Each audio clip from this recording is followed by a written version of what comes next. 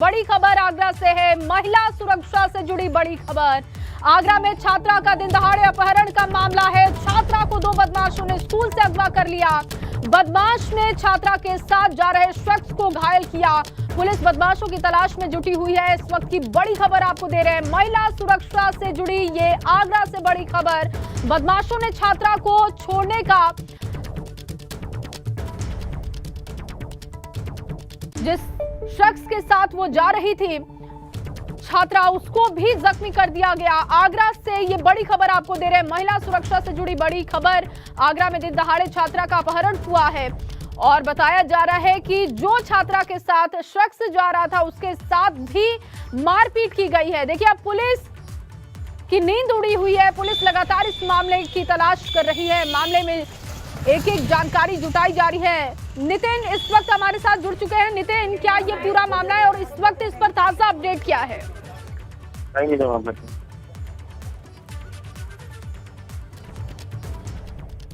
नितिन, क्या आपको आवाज मिल रही है?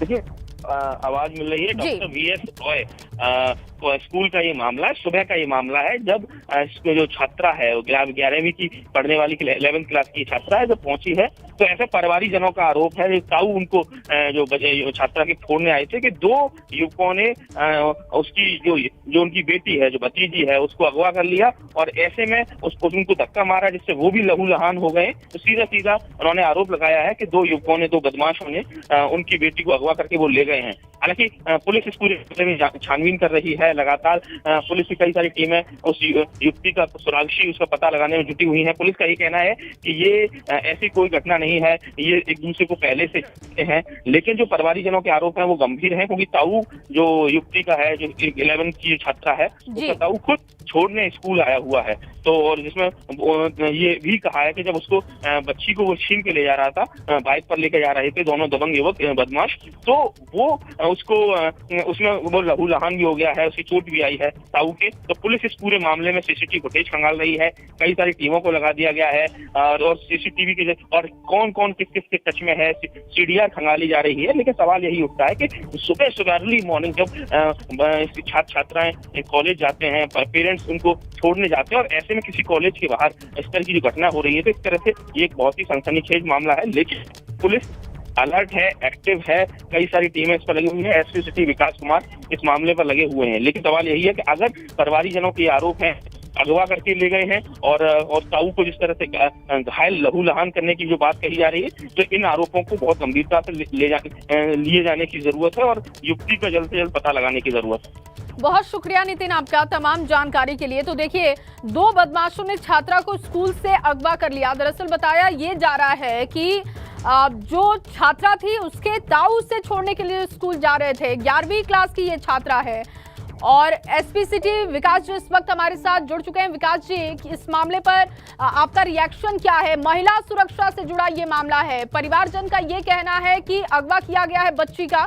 आपका रिएक्शन इस पर क्या होगा? क्या अब तक इसमें जानकारी मिल पा रही है?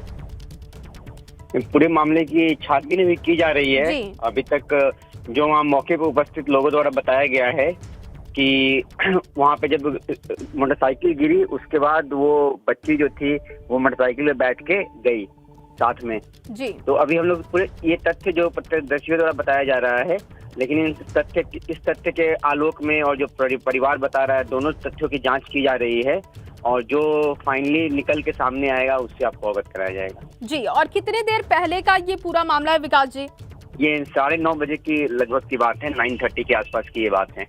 अच्छा, परिवारजनों से बातचीत हुई है? क्योंकि परिवार का तो गंभीर आरोप है कि अगवा किया गया है और जैसा कि आप बता रहे हैं कि चश्मदीद ये कह रहे हैं कि वो युवती खुद बैठकर मोटरसाइकिल पर गई है।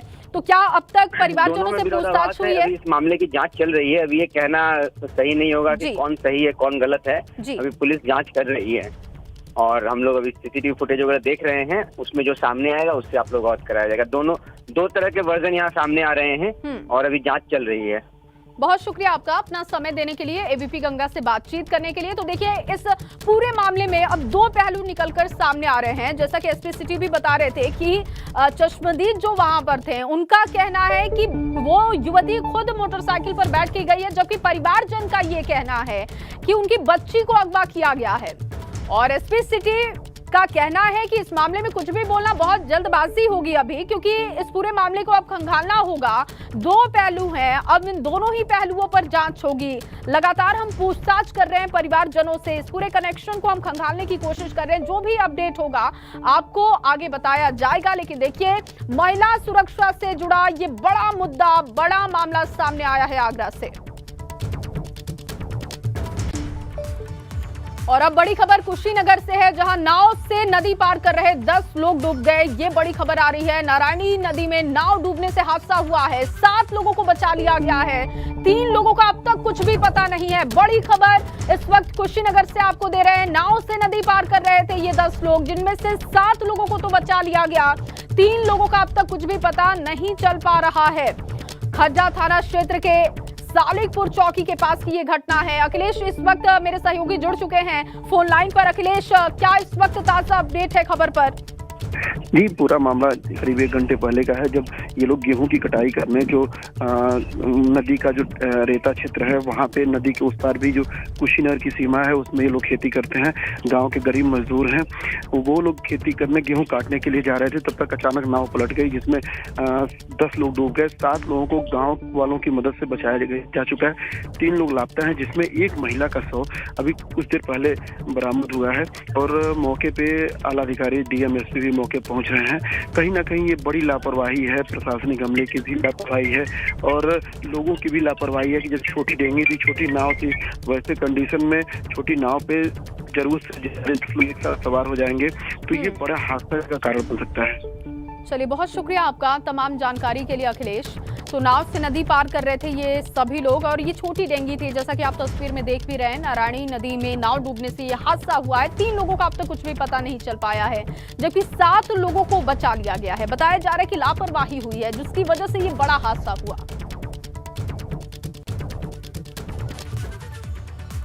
और चलिए अब बात करते हैं स्कूलों पर कोरोना अटैक की। दरअसल कोरोना संक्रमण की वजह से गाजियाबाद, नोएडा के 3 स्कूल बंद कर दिए गए। गाजियाबाद के 2 स्कूलों में 9 छात्र कोरोना पॉजिटिव पाए गए। नोएडा के स्कूल में 13 छात्र जबकि 3 शिक्षक संक्रमित पाए गए। तीनों स्कूलों को फिर से बंद कर दिया गया है और यहाँ पर ऑनलाइन क्लासेस शुरू कर दी गई है। एक बार फिर से कोरोना के मामले बढ़ने लगे हैं दिल्ली एनसीआर में। और ये देखिए, कोरोना संक्रमण की वजह से 3 स्कूल बंद कर दिए गए। गाजियाबाद के 2 स्कूलों में 9 छात्र पॉजिटिव पाए गए, जबकि नोएडा के 1 स्कूल में 13 छात्र और 3 शिक्षक कोरोना पॉजिटिव पाए गए, जिसके बाद इन तीनों स्कूलों को बंद किया गया। और चलिए, इससे जुड़ी कुछ अहम जानकारी आपको दे देते हैं ग्राफिक्स के जरिए, क्योंकि कोरोना का अटैक स्कूलों पर दिखाई दे रहा है। स्कूलों में कोरोना के नए केसेस सामने आने लगे हैं। गाजियाबाद और नोएडा के 3 ऐसे स्कूल हैं जहां पर कोरोना के पॉजिटिव मामले पाए गए हैं। 25 छात्र और शिक्षक संक्रमित हो चुके हैं। कोरोना से अब लगातार खतरा बढ़ते जा रहा है। और देखिए, गाजियाबाद के 2 स्कूल ऐसे हैं जहां पर 9 छात्र कोरोना संक्रमित हो गए, जबकि नोएडा के निजी स्कूल में 13 छात्र और 3 शिक्षक कोरोना संक्रमित हो गए। इन स्कूलों में अब ऑनलाइन क्लासेस शुरू कर दी गई हैं। जानकारी हमने ये भी अपने रिपोर्टर्स से जुटाने की कि क्या वहां पर लापरवाही बरती जा रही थी। तो इस तरीके से ग्राउंड की तस्वीर नहीं है, बल्कि तमाम नियम भी अपनाए जा रहे थे। कोरोना एप्रोप्रिएट बिहेवियर भी अपनाया जा रहा है, लेकिन फिर भी अब कोरोना का खतरा बढ़ते जा रहा है। हमारे 2 सहयोगी इस वक्त ज्यादा जानकारी के साथ जुड़ चुके हैं। अंकित कौशिक इस वक्त हमारे साथ नोएडा से जुड़ चुके हैं। मेरे सहयोगी शक्ति सिंह संवाददाता गाजियाबाद से जुड़ चुके हैं। शक्ति, सबसे पहले आपका रुख करूंगी, गाजियाबाद को लेकर क्या अपडेट है इस वक्त, क्योंकि 2 स्कूलों में 9 छात्र पॉजिटिव पाए गए, लेकिन ताजा अपडेट क्या है? एहतियात के तौर पर क्या कदम उन स्कूलों ने उठाया है? देखिए जया, सबसे पहले मैं आपको अपडेट कर दूं कि गाजियाबाद के 2 स्कूल नहीं, गाजियाबाद के अब 3 स्कूल हो गए हैं। गाजियाबाद में पहले गाजियाबाद जो थाना इंदिरापुरम क्षेत्र है, इंदिरापुरम में वहाँ 2 स्कूलों में पहले कोरोना संक्रमित बच्चे मिले थे और अब वसुंधरा स्थित एक स्कूल में भी एक कोरोना संक्रमित बच्चा मिला, जिसके बाद स्कूल को भी प्रधानाचार्य ने बंद कर दिया अगले आदेश तक। बात करने के लिए प्रधानाचार्य स्वयं हमारे साथ मौजूद हैं, बात करते हैं। मैम, ये बताइए कि आपको कैसे पता चला कि बच्चे को कोरोना पॉजिटिव रिपोर्ट आई है और उसके बाद क्या एहतियात के तौर पर आप लोगों ने की? सर, आई थिंक मैं पेरेंट्स का शुक्रिया करना चाहूँगी कि उन्होंने हमें मैसेज करा, बच्चे की कोविड रिपोर्ट भेजी और करीब कल रात को ऑलमोस्ट लेट नाइट हमने ये डिसाइड करा। Management is also very concern कि बच्चे की सेफ्टी और हेल्थ सबसे ज़्यादा प्रायोरिटी है अभी। तो हमने इमीडिएटली ये निश्चय करा कि हम स्कूल को आज बंद करेंगे, क्योंकि 4 दिन की छुट्टी है, जिसमें हमें स्थिति को भी क्या कैसी स्थिति है पता चल जाएगा। स्कूल को हम प्रॉपर्ली अगेन सैनिटाइज कर सकते हैं, और थोड़ा सा बिकॉज इट्स वेरी इंपॉर्टेंट कि जो बच्चा आ रहा है वो सेफ रहे, तो इसलिए ये हमने डिसीजन लिया। And I want to thank the parents जिन्होंने हमें बताया ये। जब बच्चे आते हैं स्कूल के अंदर तो उस समय उनके एहतियात के लिए आप क्या उन्हें गाइडलाइन क्या है आप लोगों के पास, अगर गाइडलाइन दी जाती है? सर, हमें जो गाइडलाइन गवर्नमेंट ने दी है हम उसको बिल्कुल फॉलो करते हैं। टेम्परेचर चेक, सैनिटाइजिंग, जो भी रूल हैं वी फॉलो इट, बिकॉज बहुत इम्पॉर्टेंट है कि जो अगर हमें सबको अवेयर करना, और बच्चों को प्रतिदिन असेंबली के टाइम भी हम उनको बताते रहते हैं, टीचर्स क्लास में बताती हैं, जैसे हम खाना खाते हैं तो उसके पहले उनको हाथ धुलाने ले जाया जाता है, क्योंकि अभी जो सिचुएशन ऐसी है कि हमें खाली बच्चे की हेल्थ और सेफ्टी की प्रायोरिटी देनी पड़ेगी, और ये इम्पोर्टेंट है हमारे लिए। तो जो गवर्नमेंट के प्रोटोकॉल्स हैं हम सारा फॉलो करते हैं। आपने स्वास्थ्य विभाग को सूचित किया होगा, जिला प्रशासन को सूचित किया होगा, तो वहाँ से क्या बताया गया, क्या बोला गया वहाँ से? सर, वहाँ से तो यही बोला गया ना कि जो प्रोटोकॉल है उसको हम फॉलो करें, और उसी को एज अ स्कूल हमने ये डिसीजन लिया कि हम एक दिन स्कूल को बंद करते हैं, क्योंकि इसमें हम जो भी बच्चे उसके साथ थे 5-6 उनको भी हम चेक करवा सकते हैं कि कुछ और तो नहीं है। तो अभी तक तो कोई हमारे को ऐसा रिपोर्ट आई नहीं है, और कोशिश यही है, भगवान से यही दुआ है कि मंडे को हम स्कूल खोल दें। मैम, काफी समय बाद स्कूल खुले थे, बच्चे भी खुश थे, टीचर भी खुश थे, उसको लेकर कुछ? सर, सबसे ज़्यादा तो मैं दुखी हूँ, और आई थिंक मेरे टीचर्स भी दुखी हैं, क्योंकि जो यहाँ हलचल दिख रही थी अभी आप देख रहे हैं एकदम सुन पड़ा हुआ है स्कूल, तो वो बहुत दुख हो रहा है। देखिए, चिंता का विषय ये स्कूल के लिए भी है, पेरेंट्स के लिए भी है कि बहुत टाइम बाद जब स्कूल खुला और अब केसेस सामने आने लगे हैं, तो दोनों के ही मन में डर है। मैं रुख करूंगी आपका, फिर से अंकित का रुख करती हूँ। अंकित, क्योंकि नोएडा में भी एक स्कूल में कोरोना का विस्फोट हुआ, जहां पर 13 छात्र संक्रमित हो गए, 3 शिक्षक संक्रमित हो गए। क्या एहतियात के तौर पर उन स्कूलों की तरफ से कदम उठाया जा रहा है, किस तरीके से ख्याल रखा जा रहा है? ठीक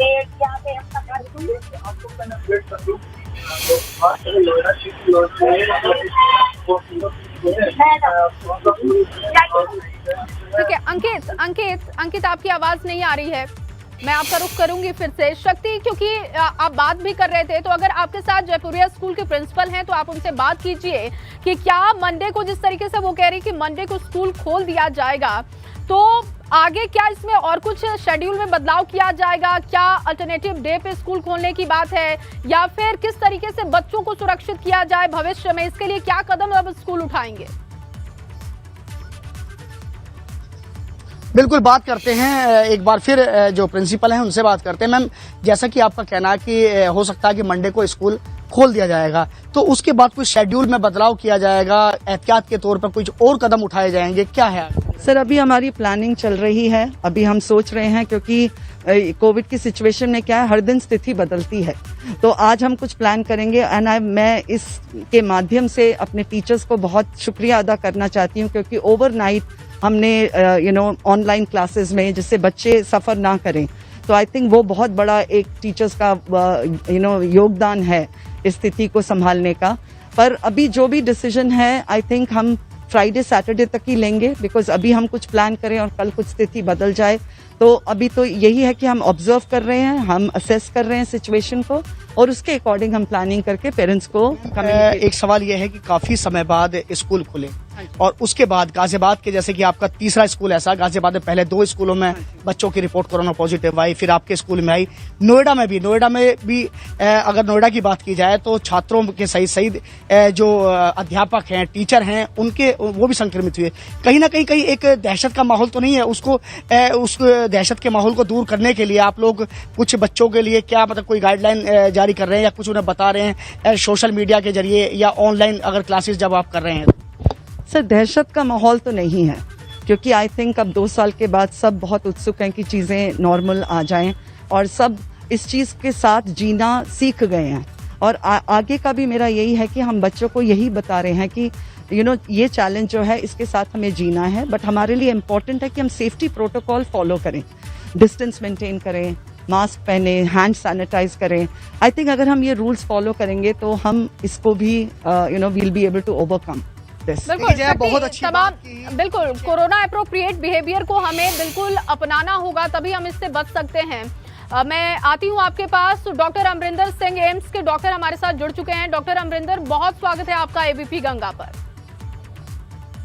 धन्यवाद। डॉक्टर अमरिंदर, क्योंकि बहुत समय बाद, लगभग 2 सालों के बाद हर कोई सामान्य स्थिति में आ रहा है और अब डर भी कम हो रहा है, लेकिन जब स्कूल खुले और बच्चे स्कूल पहुंचे तो वो पॉजिटिव पाए जा रहे हैं और ऐसे नोएडा, गाजियाबाद के 4 अब स्कूल हो चुके हैं जहां पर कोरोना के पॉजिटिव मामले आ चुके हैं। तो सबसे पहले तो मैं आपसे ये समझना चाहूंगी कि कहां लापरवाही हो रही है, कहां दिक्कत हो रही है और कैसे ख्याल अब रखा जाए और एक्स्ट्रा ख्याल रखा जाए ताकि बच्चे स्कूल भी पहुंचे और वो संक्रमित ना हो। जब से हमारे कोविड के केसेस कम हुए हैं, चाहे दिल्ली है चाहे पूरे इंडिया में, हमने कोविड एप्रोप्रिएट बिहेवियर की धज्जियां उड़ा दी हैं जी। हमने अच्छे से ना मास्क लगा रहे हैं, इवन बहुत ज्यादा लोग, आप कहीं भी जाओगे देखोगे मास्क का बिल्कुल पालन नहीं कर रहे ना। जो मास्क लगा रहे हैं वो गलत तरीके से लगा रहे हैं, सिर्फ कई बार पुलिस से बचने के लिए गले में टांगा होगा या सिर्फ मुंह कवर किया होगा, नाक कवर ना किया होगा।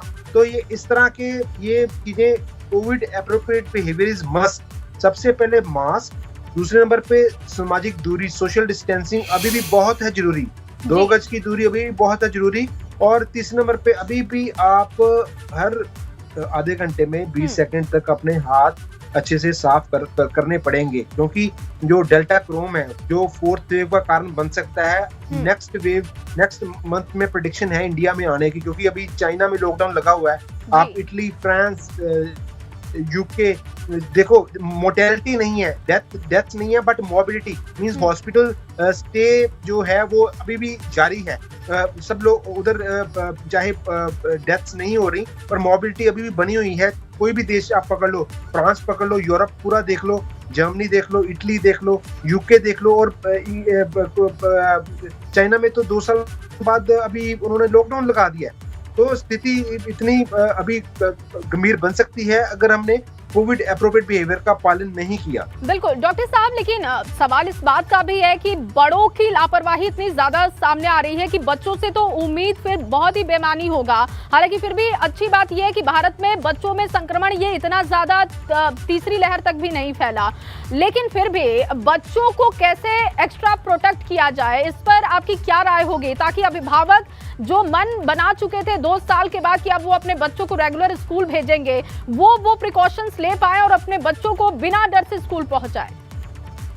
देखो, बच्चे चाहे फर्स्ट वेव थी, चाहे सेकंड वेव थी या थर्ड जो मिनिमल माइन्यूट वेव आई, उसमें बच्चे संक्रमित हुए थे, ऐसा नहीं हुए थे। हमने जो एम्स में और पीजे में एक स्टडी की गई, एंटीबॉडी सीरो पॉजिटिविटी रेट देखा गया, उसमें बच्चे भी संक्रमित हुए थे पर उनकी इम्यूनिटी अच्छी होती है, वो जरा सी इन्फेक्शन हुई और पता भी नहीं चला, और कोई मोर्टेलिटी रेट इतनी ज्यादा नहीं थी जितना सेकंड वेव में अडल्ट पॉपुलेशन में मोर्टेलिटी रेट थी। बट हाँ, बच्चे भी संक्रमित हुए थे। और जो ध्यान रखने की बात है, मैं तो यही बोलूंगा कि इसमें ऑप्ट इन ऑप्ट आउट की सिचुएशन बनी हुई है। ठीक है, स्कूल अगर खुल गए हैं, फिजिकल प्रेजेंस मस्ट अगर बोला गया स्कूलों में, तो बेस्ट यही रहेगा उसमें जो टीचर्स हैं वो फुली वैक्सीनेटेड हों, पहले नंबर पे। दूसरे नंबर पे बच्चे मास्क लगा के जाएं। तीसरे नंबर पे जब भी वो एंटर करें पूरी उनका हर रोज हैंड सैनिटाइज किया जाए और हर रोज। ठीक है, यानी कि आप जो ये मंत्र दे रहे हैं डॉक्टर साहब, अगर इसको अपनाया जाता है तो बच्चे सुरक्षित रहेंगे। बहुत शुक्रिया अपना समय देने के लिए। अंकित भी नोएडा से बने हुए हैं। अंकित, क्योंकि नोएडा के भी एक स्कूल में कोरोना का विस्फोट हुआ, 13 छात्र 3 शिक्षक पॉजिटिव हो गए। एहतियात के तौर पर उन स्कूलों ने क्या कदम उठाया है, क्या अपडेट है?